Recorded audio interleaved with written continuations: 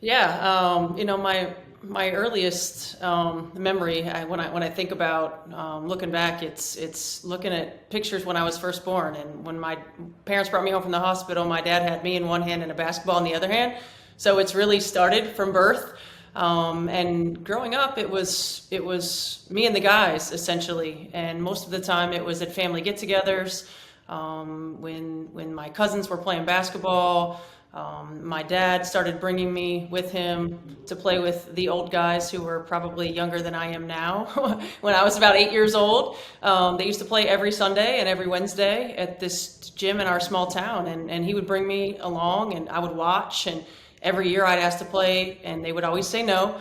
And then eventually, when I was about 10 or 11 years old, they started letting me play. And that was really where I learned how to play basketball. Those guys taught me you pass in front of somebody when they're running to the rim, not where they are, but where they're going to, how to come off of screens, how to use screens. I mean, they taught me the game of basketball, and that was my earliest introduction. Yeah. Same for me. I've always just grown up with the game, grown up in the gym. Everybody in my family played, whether high school or college basketball. My uncles, my dad, and then I had my cousin Chelsea Marandola was like a really good basketball player, and so I got to watch her, win state championships, get a scholarship to college, and so the two of us kind of grew up together and just watching her compete at a high level, and then just me kind of following in her footsteps. Was just kind of what the family thing to do was to play basketball and play sports. So that memory sticks out. And the other thing is I've always been around good coaches and good teams. And I think that's something that attracted me to wanting to be a coach, wanting to be involved in basketball was I always had a good coach. And our teams were always successful because we had good people and good players on it. Yeah, when I was young, elementary school, not until sixth grade did we have any organized basketball for girls, and that was the elementary school team. There was no AAU at that time, YMCA teams. They didn't have girls teams, so I always played with the boys. I played soccer with the boys. I played baseball, not softball, with the boys, and I played on YMCA basketball teams with the boys. And it wasn't until I was about seventh grade that we finally convinced them to get a girls' league. But it was how it was growing up. It wasn't as popular for girls to be playing sport all the time, particularly in basketball. It was kind of the neighborhood thing to do. I grew up in a small town. We had nothing to do. My whole county, we didn't even have a stoplight, so we played ball all the time. It was myself and the boys in the neighborhood. And so for me, the experience was you play with the guys, and it was physical. It was fun. It was competitive. No boy wants to get beat by a girl. So I was challenged every day. And, I took pride in being able to be the best player on the floor no matter who I was playing against. And the guys in my neighborhood and where I grew up and on the teams that I was on always respected the fact that I was a competitor. I think if you spoke to them, they didn't really see me as a girl playing basketball. It was more the opponents who would call it out for having a girl on the team. But it really shaped just how competitive I was, how the toughness and physicality that came with the game. And I give a lot of those guys credit for where I am today because they pushed me, they challenged me, and that was all I knew really at the time. I think following my cousin's footsteps, like I said, she was a really good player in high school. She played at Providence College, and my dad coached women's high school basketball, so I was always around the women's game, and I really got to watch how hard he was able to coach them, and really how tough-minded they were and the way they competed for him. And I always went to my cousin's high school games and AAU games, and I just loved watching her play. I love, we used to play one-on-one on our Sunday afternoon family dinner nights. We would play outside in the driveway, and so those were really, really competitive. And she always gave me a run for my money as far as toughness, and we would fight and compete at a high level. And so I loved just watching her. And she inspired me because she came before me. She was 2-3 years ahead of me, and just the mindset and approach that she brought to every day, and then how my dad's teams competed. That played a huge part into my work ethic and kind of how I approach the game. Yeah, for me, it's I try to coach like I wanted to be coached as a player. You want to be challenged. You want to be put in positions to be successful. You want to play for people who are upfront and honest.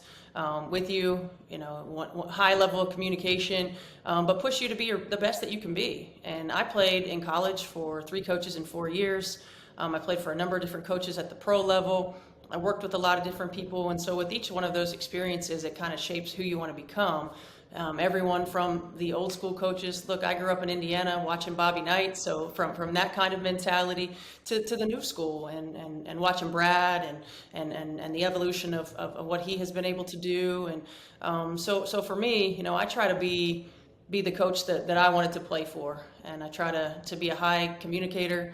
I try to be a motivator, but more than anything, be fair, be honest, and put your players in positions to be successful and your teams in positions to be successful. Yeah, for me, I've always played for a good coach. I remember all my coaches' names from CYO to middle school, AAU, high school, college, and the coaches I worked for. So I always had a guy that cared about his players, that cared about teaching you the game.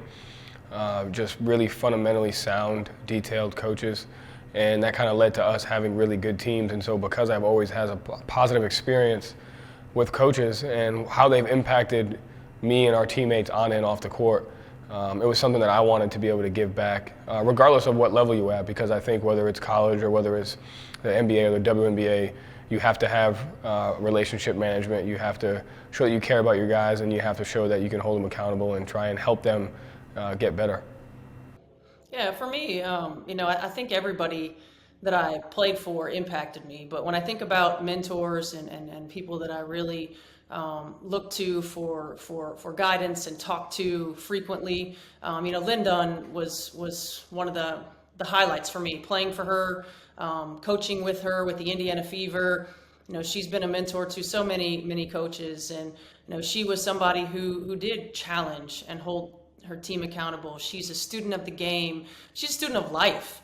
And, I think that's one of the things when you're a coach and, or a leader in any organization, it's you never stop learning. You never stop learning the game. You never stop learning how to be a better in terms of relationship building. You never stop learning in terms of how to be better in impact in community, all of those things. And she impacted me in so many ways, just challenging me to be better, challenging me to get to that next level, challenging me to think outside the box, and staying hungry to grow, to learn. Nell Fortner's another one that I played for with the Indiana Fever, and Nell was a strong relationship builder.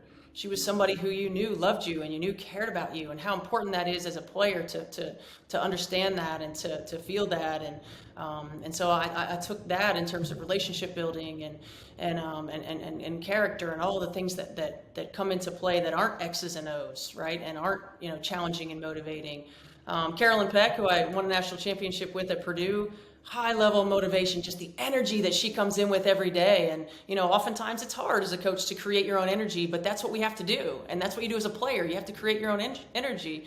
And so I learned that from her. I've worked with Mickey DeMoss and Gail Gestenkors, who are legends in our game, that just continue to challenge me to have a high attention to detail, to maintain perspective, and again, to think outside the box. And so those are just some of the people that I lean on and continue to lean on, but who have molded and helped shape me into the coach that I am today.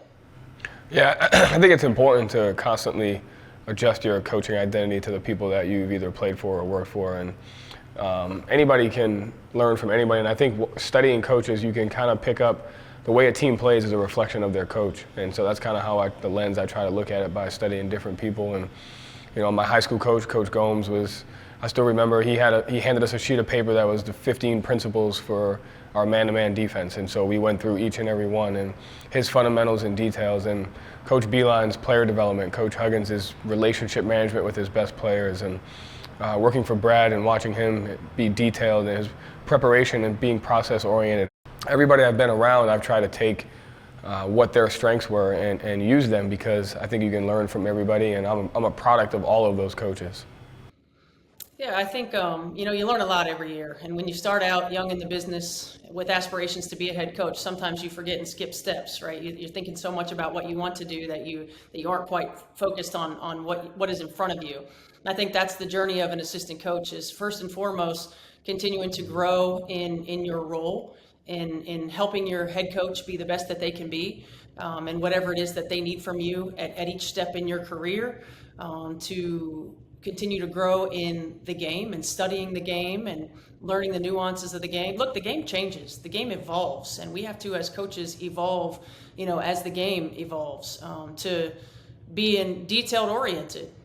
If our head coach is asking us to run a drill in practice, we make sure that it is efficient, we make sure that it is effective, that we're not wasting time, high attention to detail. Same with scouts. You want to, I think as competitors, we always want to be the best that we can be.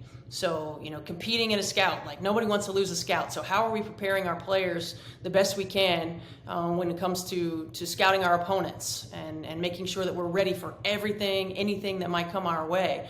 And I think the biggest thing for me with being an assistant coach and particularly, for the multiple people that I worked for was just being an asset to them, helping them be the best that they can be. So much about being an assistant coach is accentuating your head coach, and learning how to do that through multiple levels of my career was important. Yeah, I think the biggest thing is there's a difference between suggestions and decisions. And so, at the end of the day, you have to make decisions with the information and the instinct and the experience that you have. And so decision making is a huge jump from being an assistant, to a head coach. And I think you said as an assistant, it's your job to make your head coach look the absolute best and cover up any loose ends they may be tied up and put out fires before they even start, I think, in all levels, whether it's scouting, academics. At this level, it's relationship management, player development. And so, I'm really fortunate. For our staff, I was able to work with them last year as an assistant, and so we have great relationships. And I really rely on them for end-of-game situations, sub-patterns, lineups, adjustments. And so I think it's important, as an assistant the game changed for me when I went from being a head coach back to an assistant, because it changed the way I was an assistant coach. I did a lot more thinking before I made suggestions, knowing so many factors go into it. My preparation for scouting changed. The ability to communicate with other assistants was different because I saw how the relationship with the head coach and assistant is important. So I was fortunate to go from assistant to head coach back to an assistant. I think that's helped me become a better coach. Yeah, I think, first and foremost, we're all competitors, and at the end of the day, we want to win. The Connecticut Sun has been an organization that has been to the finals multiple times, has had the best record in the league over the last 5 years. And, stepping into that is a challenge, but it's also an opportunity, and it's a privilege. Working with great people night in and night out, working with a great organization that really understands the value of taking care of their people, and working with competitive women who compete at the highest level night in and night out. And so, I look at it as a privilege to be able to step into this position and have an opportunity to compete and to win. And certainly there are so many factors that go into that, a lot of which come from our staff and how we prepare, how we make adjustments, how we help our players be better, our team be better, a lot of it from our players and their competitive nature, their ability to prepare and bring it every single day, and to for us as a new staff, adjust to a new system, and compete night in and night out. And then, obviously it always takes a little bit of luck. You got to stay healthy. You got to make sure that your players are in the best possible position for success on and off the floor. And so certainly there are high expectations, but I embrace those. I look forward to the challenge of that, and it's not something that you shy away from. I think it's something that you use as an empowering moment and to put your teams in positions to be successful. Yeah, I think it's like you said, it's a privilege to uphold a tradition and uphold an expectation that has been with the Celtic organization ever since it started. And so the first word that comes to mind for me is just you have a responsibility to that tradition, to the players before, to the coaches before, and walking in every day to the Red Auerbach Center just gives you that perspective to understand how important the job is working for the Celtics and what the expectation is. So it's a responsibility. It's a lot of fun. I appreciate the expectation, the pressure, the responsibility that it comes with. I think it brings the best out in you, and I think the pursuit of that is kind of what we all look for when we get into coaching and when we do anything. And I've said it before, no expectation will be higher than the one that I have for myself and the one that the players have for themselves and for our team. And it's more of a privilege and a responsibility. You know, the generational talents, the Tamika Catchings of the world, you know, first and foremost, again, it's a privilege to be able to coach players who are just elite in their fields. And I think it's a challenge day in and day out. They challenge us as coaches to be better. And I love that because, you know, we want to grow. We want to continue to get better. And when you're coaching elite players who understand the game, who work harder than anybody else every single day, it continues to help you elevate, right, and raise your standards of how you prepare every day and how you hold everyone else to that standard every day, how they hold them to that standard every day with the way that they work. They model it in how they prepare and how they work, and they challenge us to be better, to think outside the box, to adjust quicker, to put players in unique positions to be successful. And, you know, for myself, you know, one of the greatest honors of my career was to not just coach Tamika, but I was a teammate of Tamika's first, and to be able to coach her. And, you know, I think as teammates, you don't want to disappoint players who lay it out there every day. And as coaches, you don't want to disappoint players who lay it out there every day. So, you know, they raise our level of expectation. They raise our standard for ourselves as well as for our team. And they challenge us as coaches to be better. Yeah, I think the first word that comes to mind for me is just it's very humbling coaching someone who's one of the absolute best at what they do. And I think balance is important as well. And so it's awesome to watch those guys compete at such a high level. It's awesome to watch the standard that they hold themselves to, the work ethic that they put in, and really how just they're able to just be great night in and night out. And so I love the challenge of building relationships, of building their trust. I think you have to earn it. It's not given. And you have to find ways to help them just get better and better each day, finding small ways, whether it's on the court or in the film room, and just the conversations that you have with them, and really leaning on them throughout the game. What do you see here? What can we do? What's going to help you? And just, that relationship of we can make each other better is really fun. And just watching people who are achieving greatness on a daily basis is inspiring, it's motivating, and it's humbling to be a part of that. Yeah, I'm it's incredibly humbling, how quickly the league has continued to grow, and as in not just women's basketball, but in the world, we all need allies, right? We need people who are going to be for us, and who are going to empower and encourage and put a platform out. And I think that the NBA and the men in the NBA have been tremendous allies for the W, and we're grateful for that. We're thankful for that. They continue to spotlight the players in our league. They're the best in the world in both of these leagues. And, for us, continuing to coordinate, continuing to build relationships with our brothers in the NBA, with staffs in the NBA, I think is important, and to continue to use it to drive forward the message of the W and women's sports and women's basketball.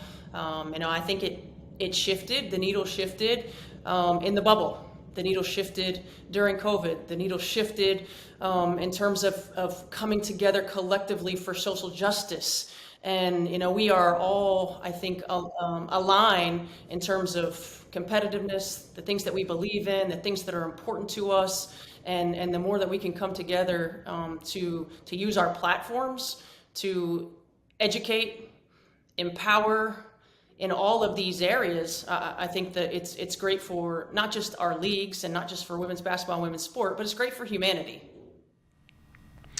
I think to me the most important thing is building connection and just not separating greatness, and understanding that it looks the same no matter what you do. And so studying why teams in the NBA are great, why teams in the WNBA are great, why WNBA coaches are great. How do you sustain a level of success? And for me, I enjoy watching the substitution patterns, watching situational basketball, how coaches coming out of timeout plays. I think there's some of the best plays in the WNBA, watching edits and watching the coaches that are there. And I think just building that connection that regardless, it doesn't matter what level that you're at. There are people who are achieving greatness. There are great players, great coaches. How can we learn? How can we build relationships between the two? I think is the most important thing. Yeah, I think just as in anything, it's important, the people that you surround yourself with. Having the support, for me, when I come home and see my kids and they really don't care if we won or lost, like that is amazing because they just want to give me a hug and they love me. They're happy that I'm home, and it really puts things into perspective.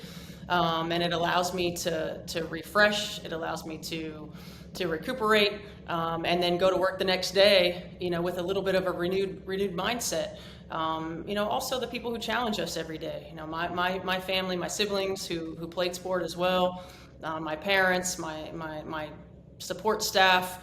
They keep us humble. They challenge us to be better. They give advice that's outside of our circles. They're honest. They're compassionate, and all of those things matter for us being the best that we can be. And I loved hearing you, Joe, talk about being in the gym when your dad was coaching, because I have 4 boys in a blended family, and they're in the gym all the time. And I hope it has the same impact being in a gym with the best female athletes in the world on them that it has on you. It has had on you. But more than anything for me, it's perspective. It reminds me of what's important. It reminds me how important relationships are, with my family, and then how important relationships are with our on-court family as well. And I think it just reinforces the message that, these players, just like our families, it matters how much we love them, how much we care about them, and how much we sacrifice for them. That all matters more so than our messages, because they're not going to hear our messages if they don't feel our love, if they don't feel our connections. Yeah, I think for me, what my mother and father did up until this point and the sacrifices they made for me to be involved in sports. And I think that gives me the compass to help my kids and be that for my family. And, I didn't realize the impact this job would have on my wife and kids, good and sometimes a little stressful. And so even my brother and my sister, and just watching the platform that I have to be able to give back to family, to involve family, to have family around. There's on off days, I bring my wife and kid to the facility, and just us walking around the Celtic facility as a family is a dream come true, knowing the sacrifices that both my wife and kids made in my coaching career. And to piggyback on that is the Celtic family. And just, you can't take for granted loving going to work every single day, the people that you go to work with, the alignment that you have, the support that you have, the relationships that you build. It has to be a way of life, and it has to feel the same. And so whether I'm in the office or at home, I feel the sense of family, the sense of support, and also the platform that we have to just, share it all together, which is, it's great. I think one of the questions I have for you, Joe, is just, in terms of relationship management dynamics, locker room dynamics, your season is so long and there's so much involved. Just how do you handle those, on a daily basis? If something comes up, what's your communication style like? Yeah, it's a balance of 3 things. I think there's certain things you have to weigh what are the most important things in the long term and what are the most important things at that particular time. And so I either do 3 things. I either attack it head on and you have a conversation right away. You either have to be patient and kind of let it develop and just kind of see if it becomes a trend or see if it's something that is going to have a positive impact or negative impact on the team. And the third one, which I've gotten really good at, is you just completely ignore it and act like it never happened. And you have to use one of those 3 at all times, just because, like you said, it's such a long year. There's so many ups and downs. There's so many ebbs and flows of a season. There's so many variables, and there's so many personalities. Like, I like being in the NBA because one of my goals was to highlight the fact that they're more than players. They're people, and they all have platforms. They all are trying to achieve greatness on and off the court. And so you have to let people be who they are. You have to give them a sense of empowerment and ownership, but you also have to have something that you're working towards together. So just any one of those 3 at a particular time. Sometimes not saying anything is the best move, and the team and the people will figure it out on their own.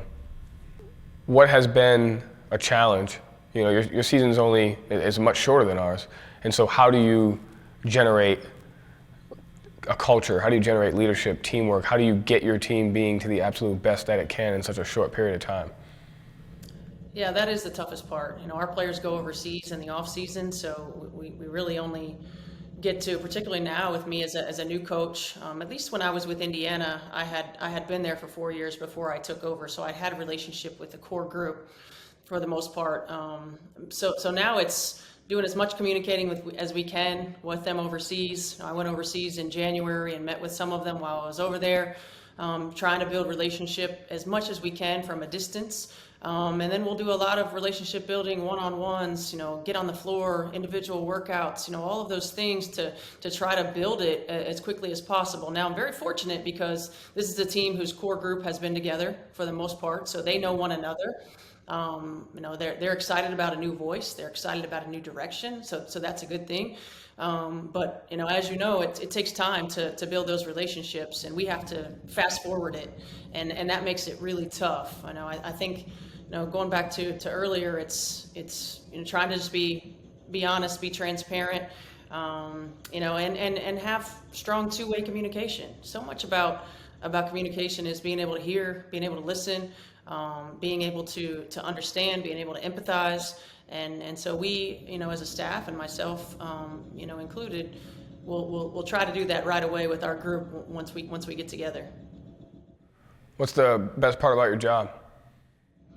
Are you kidding? Like, we get to be in a gym every day. I love to hear the sneakers squeak. I love to hear the ball bounce. I just love basketball. So the fact that I can be surrounded by the elite of the elite, the best players in the world, and have fun doing what I love every single day, I will take any of it. Now, certainly, when you go through those lulls, it's hard, but at the end of the day, we're coaching basketball, and that's just it for me. I'm a junkie. I love it. What about you?